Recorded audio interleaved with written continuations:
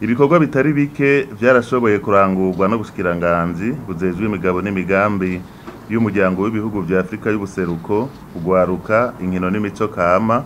Ivyo navyo bikaba vyaranguwe hisunzwe ibikorwa vyategekanijwe kurangurwa mu bushikiranganji mu mwaka w'ibihumbi 2024 gushira w'ibihumbi 2025. Ivyo bikorwa vyaranguwe mu bisata bine bigize ubushikiranganji, navyo bikaba ari ibi bikurikira. Ivyaranguwe mu gisata cerekeye iyinjira ry'Uburundi mu muryango wa Afrika y'ubuseruko. Muri ico gisata ubushikiranganji bujejwe imigambi n'imigabo y'umuryango w'ibihugu vyo muri Afrika y'ubuseruko, ugwaruka, inkino n'imico kama, bwaratunganije bwongera burafasha abarundi kwitaba amanama arenga 150, harimwo amanama ahuza abashikiranganji, amanama yo guhanahana ivyiyumviro, n'amanama y'abakuru b'ibihugu bagize umuryango wa Afrika y'ubuseruko yabereye mu bihugu bigize uwo muryango nyene canke ahandi. Mu ntumbero yo kumenyekanisha ibikorwa vy'umuryango wa Afrika y'ubuseruko, inganda zitandukanye zaratunganijwe. Uburundi bwaratunganije bwongera buritabira ihiganwa rigira indwi y'abanyonga amakinga mu karere ka Afrika y'ubuseruko. Haratunganijwe inganda zitandukanye zo gukarihiriza ubwenge abakozi b'ubushikiranganji mu bisata bitandukanye. Uburundi bwaritabiriye ibirori by'isabukuru rigira 25 umuryango wa Afrika y'ubuseruko wari umaze uvutse kw'igenekerezo rya 28 Munyonyo umwaka w'ibihumbi 2024 i Arusha muri Tanzania. Ivyo birori bikaba vyahuriranye n'inama isanzwe y'abakuru b'ibihugu igiriya 24 y'akarere ka Afrika y'ubuseruko yabereye aho nyene i Arusha. Muri ivyo birori umurisho w'ingoma z'u Burundi warabiciye biracika mu kuryosha ivyo birori, urongera utegwa iteka ryo kwakira abakuru b'ibihugu bagize umuryango wa Afrika y'ubuseruko bari bitabiriye ibikorwa by'inama isanzwe y'abakuru b'ibihugu igiriya 24. Haratunganijwe kandi ibirori byo gutanga ubushimwe ku banyeshuri 5 b'abarundi barushije abandi mu ihiganwa ryo kwandika ryabaye mu mwaka w'ibihumbi 2022 hisunzwe intumbero yari yatanzwe n'umuryango wa Afrika y'ubuseruko byabereye i Bujumbura kw'igenekerezo rya 28 Ruhuhuma uyu mwaka w'ibihumbi 2025. Ivyaranguwe mu gisata c'ugwaruka. Muri ico gisata haranguwe ibikorwa bikuru bikurikira. Haratunganijwe isabukuru mpuzamakungu y'ugwaruka yatewe iteka na nyen'icubahiro umukuru w'igihugu cacu c'u Burundi. Ubushikiranganji mu byo bujejwe hari mu gwaruka bwaratunganije ku ncuro ya 4 indwi yahariwe ubuhinga mpinyanyuzi Innovation Week 2024 hamwe n'amahiganwa yitiriwe iyo ndwi nyene kuva ku igenekerezo ry'icenda gushika ku rya 13 Kigarama umwaka wa 2024 bufashanijwe n'ikigo c'ishirahamwe mpuzamakungu ONU kijejwe iterambere PNUD. Ivyo bikorwa bikaba vyakorewe rimwe n'ibiganiro vyitiriwe integuro y'ugwaruka, amahoro n'umutekano muri Afrika ku ncuro ya 3. Mu ntumbero yo gutsimbataza amahoro n'umutekano, ubushikiranganji tujejwe bwaratunganije inyigisho kugwaruka kubijanye no kubumbatira amahoro no gukinga amatati mu gihe c'amatora. Ico gikorwa cabereye mu ntara ya Mwaro. Mu ntumbero yo gufasha ugwaruka kwitunganiriza ubutunzi n'akazi, ubushikiranganji bwaratunganije inyigisho kugwaruka rushika 62 barongoye abandi ku ruhande rumwe na 64 bari mu makomite y'ibigo by'ugwaruka mu makomine kubijanye no gukoresha impano zabo mu kwiteza imbere no mu kuduza ubutunzi bwabo n'akazi. Ibikorwa bikuru vyaranguwe mu gisata c'inkino. Muri ico gisata haranguwe ibi bikurikira. Mu ntumbero yo guteza imbere inkino no gushigikira amashirahamwe y'inkino, Uburundi bwarakiriye bwongera buritabira amahiganwa 4 yo mu karere na mpuzamakungu. Bwarashigikiye imigwi n'abakinyi mu buryo butandukanye. Bamwe mu bakinyi b'abarundi baratahukanye ubushimwe, aha twovuga nk'umwigeme Sada Nahimana yatahukanye intsinzi mu rukino rwa tennis rw'abakenyezi rwabereye i Bujumbura.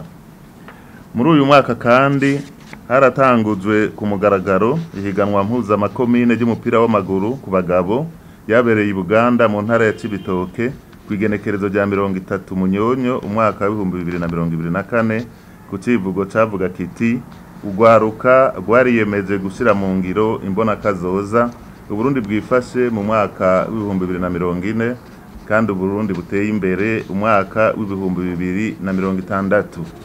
Haruguruwe ihiganwa mpuzabushikiranganje aho ubushikiranganje 15 bwose bwari bwaserukiwe.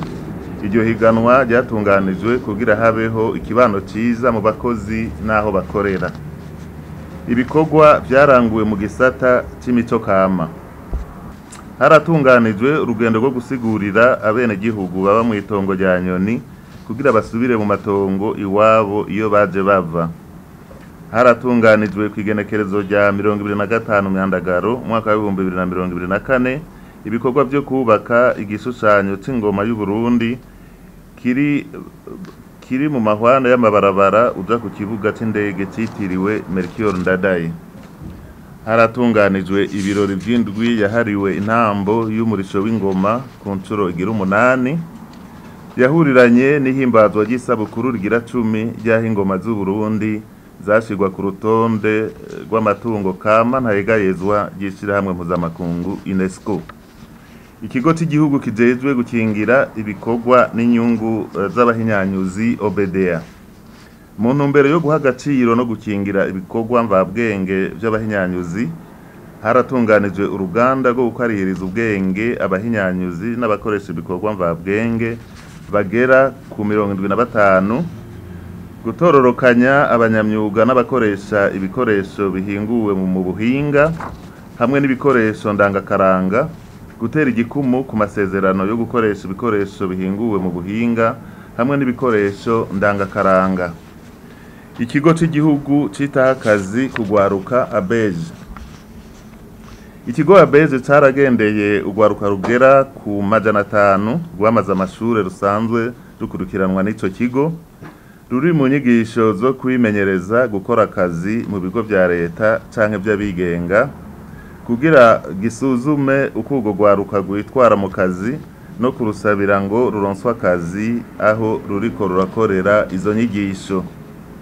Kw'igenekerezo rya 14 Ruhuhuma umwaka wa 2025 harashizwe ahabona ivyavuye mu cigwa cakozwe ku kamaro k'inyigisho zo kwimenyereza akazi kugwaruka rwamaze amashure rukurikiranwa n'ico kigo nyene ABEJ. Ico cigwa cerekanye ko urwaruka rutari ruke rwaronkejwe akazi urundi ruritunganiriza imirimo yarwo. Ikigo cy'igihugu kijejwe guteza imbere gusoma ibitabo imico n'akaranga Sebulac. Uburongozi bw'ikigo Sebulac bwaratunganije urugendo mu ntumbero yo gusuzuma neza uko ibigo byo gusomeramwe ibitabo no guteza imbere imico ndangakaranga bitunganijwe mu by'intwaro gukora hisunzwe amategeko abigenga bwongera buhamagarira kwamana ntaryo bitsimbataza imico n'akaranga by'igihugu. Ni muri iyo ntumbero hatunganijwe ibijanye no gutunganya ibitabo ku bakozi bagera kuri 30. Ibanki jejwe iterambere y'urwaruka BIJE. Ibanki BIJE yarashoboye kuronsa ingurane y'amafaranga y'amarundi ingana ku miliyaridi 2 n'imiliyoni 214 ku makoperative 111 agizwe no gwaruka 711 muri bo 426 bakaba ari abasore canke abagabo abashika 285 nabo bakaba ari inkumi canke abagore. Umugambi w'igihugu ujejwe gufasha urwaruka kwitunganiriza ubutunzi n'akazi PAEJ. Muri uwo mugambi haranguwe ibikorwa bikuru bikurikira. Haratunganijwe umunsi witiriwe Imperebutsi Day mu ntumbero yo gushigikira imigambi no guhimiriza urwaruka kwitunganiriza imigambi. Mu ntumbero yo gushigikira urwaruka mu gutunganya no gushira mu ngiro imigambi, umugambi PAEJ warashigikiye urwaruka itegurwa n'ishigwa mu ngiro ry'imigambi minini na mito yo ku mitumba. Uwo mugambi waraguze wongera uronsa abo warugenewe ibikoresho by'uburimyi n'ubworozi, incanco z'ibitungwa n'ibiterwa.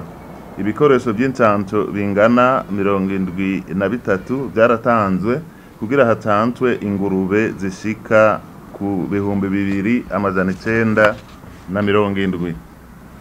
Harabayeho gushigikira imigambi y'amakoperative n'amashirahamwe 300 akorera mu bisata igihugu cashize imbere, arivyo urudandazwa rufatiye ku burimyi, igisata ca mukerarugendo, ubuhinga ngurukana bumenyi, ukwimba no guhingura ubutare, guhingura ivyimbuwe, imyuga, gutwara abantu n'ibintu, amasoko ntanganguvu, guhingura n'ibindi. Urwaruka rurenga 10,000 rwarakarihirijwe ubwenge mu bijanye no gutunganya amashirahamwe n'amakoperative mu buhinga bw'uburimyi n'ubworozi, kuvomera imirima, kubungabunga ibiterwa no kubika umwimbu, hamwe no mu buhinga bwo kwitunganiriza akazi mu bigo vyigisha imyuga. Ngivyo ibikorwa bikuru vyaranguwe n'ubushikiranganje bujejwe imigabo n'imigambi y'umuryango w'ibihugu vyo mu karere ka Afrika y'ubuseruko, urwaruka inkino n'imico kama mu kiringo c'umwaka kuva kw'igenekerezo rya mbere mu Kakaro umwaka wa 2024 gushika kuja 30 Ruheshi umwaka wa 2025.